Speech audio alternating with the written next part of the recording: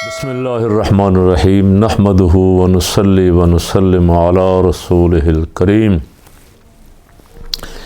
ملک اس وقت جن نازک حالات سے گزر رہا ہے اور گزشتہ 2 دنوں میں جس طرح ڈالر کی قیمت چھلانگیں لگاتے ہوئے اوپر جا رہی ہے، ہماری کرنسی افغان کرنسی سے بھی نیچے چلی گئی۔ رات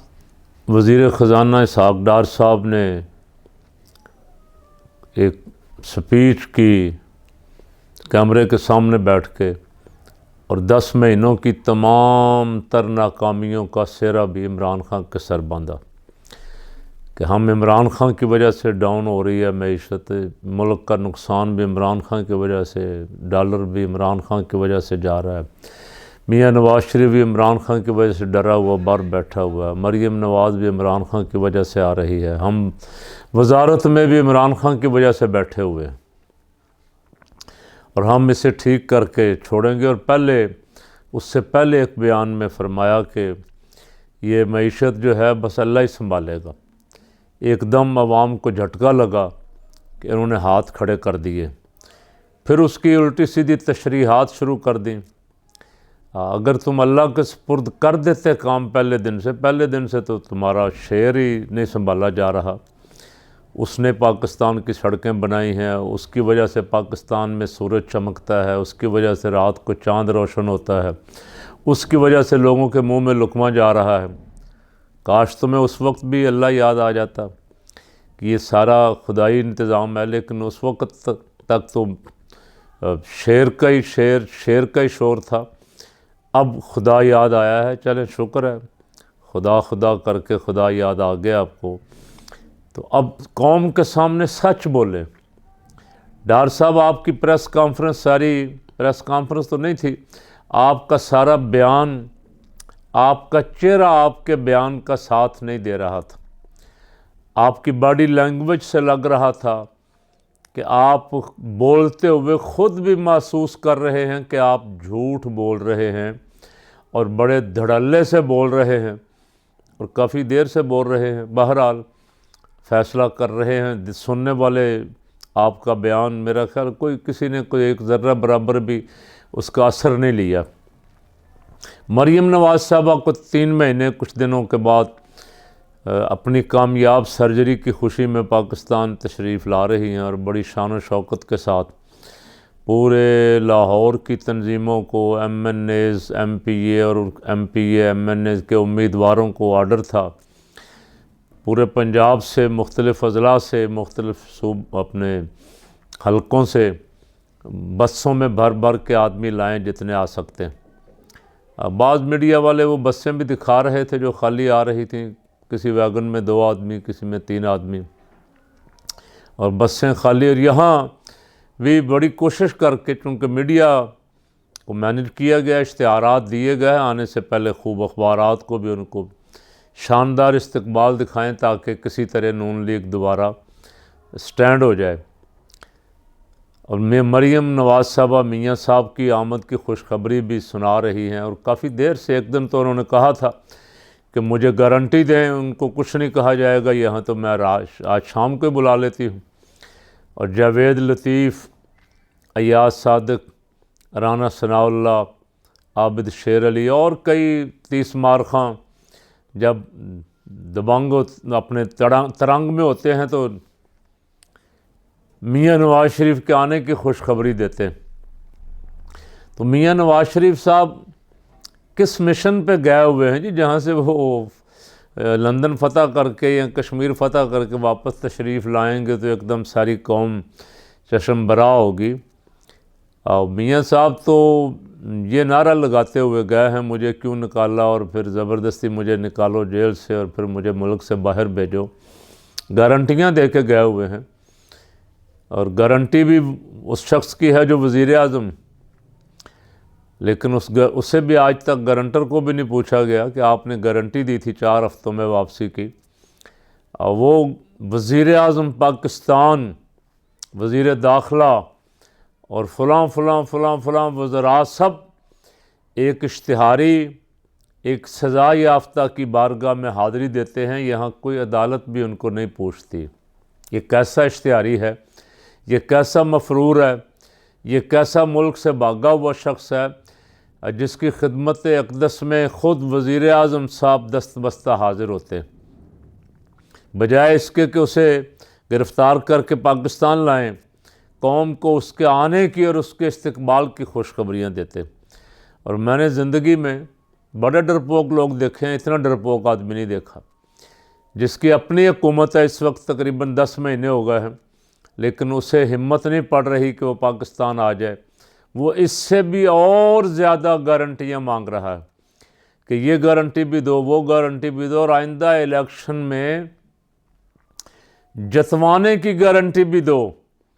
اور مخالف فریق جو ہے اسے گرفتار کرنے اور اسے نااہل کرنے اور اسے میدان سے گراؤنڈ سے آؤٹ کرنے کی گارنٹی بھی دو، پھر میں پاکستان آؤں گا۔ قربان جائیں سہولت کاروں کے، جنہوں نے اتنی سہولت کاری کی ہے کہ ملک کا بیڑا غرق ہونے کے قریب ہو گیا۔ اللہ تعالیٰ میری زبان اس سے پہلے کہ میں کوئی اس طرح کا لفظ جو میری زبان پہ آیا ہے ہو کچھ، خدا نہ کرے پاکستان کو خاکم بدہن منہ میں خاک ہو، لیکن اس وقت میں نہیں، دنیا کہہ رہی،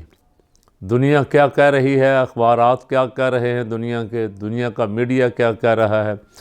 مختلف اداروں کی رپورٹس کیا کہہ رہی ہیں پاکستان کے بارے میں، شاید 80 رکنی کابینہ کو وہ نظر نہیں آ رہا۔ اور جو کمیٹی بنائی شہباز شریف صاحب نے 15 رکنی کفایت شعاری کے لیے، اس نے جو کچھ کہا ہے وہ میاں صاحب کو سنائی نہیں دے رہا اور دکھائی بھی نہیں دے رہا۔ انہوں نے پہلی تجویز یہ دی کہ 80 رکنی کابینہ کو ذرا کچھ سائز اس کا چھوٹا کر لیں، بہت زیادہ اخراجات، بلکہ میں ایک دن پڑھ رہا تھا کسی چینل پہ کچھ چل رہی تھی، کوئی ٹکر چل رہا تھا، حکومت کے جاری وسائل، جاری اخراجات جو ہیں ان میں 125 ارب روپے کا اضافہ ہو گیا ہے۔ جس حکومت کے پاس زہر کھانے کو پیسے نہیں ہیں، جس کے پاس سیلاب زدگان کی بحالی کے لیے پیسے نہیں ہیں، اس کے لیے کشکول لے کے پھر رہے ہیں، اس کے پاس پروٹوکول کے لیے پیسے ہیں کہ ان کے 80 وزراء کا، مشیروں کا، وزرائے مملکت کا پروٹوکول جو ہے اور ان کی عیاشیاں جو ہیں، اس پہ جو اخراجات ہو رہے ہیں انہیں میاں صاحب کیسے کٹ کریں گے؟ حکومت جاتی ہے، میاں صاحب کو پتہ ہے اگر 2-4 وزیر بھی ہٹائے اور کوئی پارٹیاں ناراض ہو گئیں تو ہمارے اقتدار کا درن تختہ ہو جائے گا۔ وہ تو وقت پہ بھی الیکشن کروانے کو تیار نہیں ہیں، اور مولانا عجیب لگتے ہیں اس وقت جب آ کے کہتے ہیں کہ ہم اس کی مدت بڑھانے کی کوشش کر رہے ہیں۔ اتنی حوث اقتدار شاید آپ نے زندگی میں کسی شخص کو نہ دی۔ آئین توڑیں گے، آئین نے جو مدت مقرر کی ہے، جس وقت کا تعین کیا ہے، اس سے آگے جانا چاہتے ہیں، بس اقتدار ہمارے پاس رہنا چاہیے، یہ عیاشیاں رہنی چاہیے۔ بیٹا وزیر مواصلات اور سمدھی جو ہے وہ گورنر، اور بھائی ایم این اے، کوئی ایم پی اے، موجیں لگی رہنی چاہیے۔ قوم جاتی ہے بھاڑ میں جائے، ہماری موجیں لگی رہنی چاہیے۔ تو مولانا آپ کو مبارک ہو کہ تھوڑیاں موجاں ہی موجاں نے، اب باقی لوگ بیچارے پریشان ہیں آٹے کے لیے، روٹی کے لیے، بجلی کے لیے، اور دعائیں مانگتے ہیں ہاتھ اٹھا اٹھا کے، جھولیاں پھیلا پھیلا کے کہ یہ حکومت کل ختم ہونی ہے تو آج ختم ہو جائے۔ میاں صاحب کہتے ہیں میں اپنی جان دے دوں گا پاکستان کے لیے، لیکن پاکستان بچانے کے لیے استعفیٰ دینے کے لیے تیار نہیں۔ میاں صاحب اگر استعفیٰ دے دیتے، حکومت فارغ ہو جاتی، نئے الیکشن ہو جاتے، قوم کی جان چھوٹ جاتی، جو بھی آتا میاں صاحب بھی بے شک آ جاتے دوبارہ، اور پھر ذمہ داری تو لیتے نا۔ اب ذمہ داری بھی نہیں لیتے، اب ایک گرفتار کرتے ہیں بندہ، دوسرا کرتے ہیں، تیسرا کرتے ہیں، اور ذمہ داری کسی اور پہ ڈالتے ہیں۔ میڈیا کے سامنے آ کے کچھ اور کہتے ہیں، اپنی نجی محفلوں میں بیٹھ کے کچھ اور کہتے ہیں۔ سہولت کاروں کو بھی اس پہ غور ضرور کرنا چاہیے کہ یہ کیا انہوں نے عوام کے ساتھ دھوکہ کیا ہے یا ان کے ساتھ کچھ ہو گیا ہے ہاتھ، اور ملک کا فائدہ ہو رہا ہے یا نقصان ہو رہا ہے۔ جس نے اس ملک کا کھایا ہے اس کا فرض بنتا ہے کہ وہ ملک کی عزت، بقا اور عوام کی بھلائی کے لیے سوچے۔ جب ہم اپنا عمل اس ملک کی بقا اور بھلائی اور فلاح و بہبود کے لیے کر لیں گے تو اللہ کی رحمتیں بھی نازل ہوں گی، لیکن جب تک ہم لوٹ مار کے چکر میں رہیں گے، ایک دوسرے کو دھوکہ دینے کے چکر میں رہیں گے، ایک دوسرے کو نیچا دکھا کے ملک پہ قبضہ کرنے کے چکر میں رہیں گے، ملک کی دولت باہر، ڈالر کہاں گیا ہے؟ جہازوں کے جہاز بھر کے باہر لے جائے گئے ہیں۔ 16 ارب ڈالر پہ خان صاحب چھوڑ کے گئے تھے، اب 3 ارب ڈالر کے قریب باقی رہ گیا ہے۔ کوئی کہتا ہے 15 دن کا خرچہ ہے، کوئی کہتا ہے مہینے کا خرچہ ہے، لیکن جو اوپر بیٹھے ہوئے ہیں وزارتوں پہ، کرسیوں پہ، اب وہ چھوڑنے کے لیے تیار نہیں ہیں۔ میں اور آپ دعا ہی کر سکتے ہیں، اور دعا بھی کرنی چاہیے کہ جب تک یہ قوم بیدار نہیں ہوگی، یہ اس قوم کو بیوقوف بنانے کے لیے اور دنیا کو دکھانے کے لیے کہ اس سے زیادہ بیوقوف قوم اور کوئی نہیں ہے، جنہوں نے اس انجام تک پہنچایا ہے، یہ اس کا استقبال کر رہے ہیں۔ حالانکہ وہ مجھے پتہ پکڑ کے لائے گئے ہیں،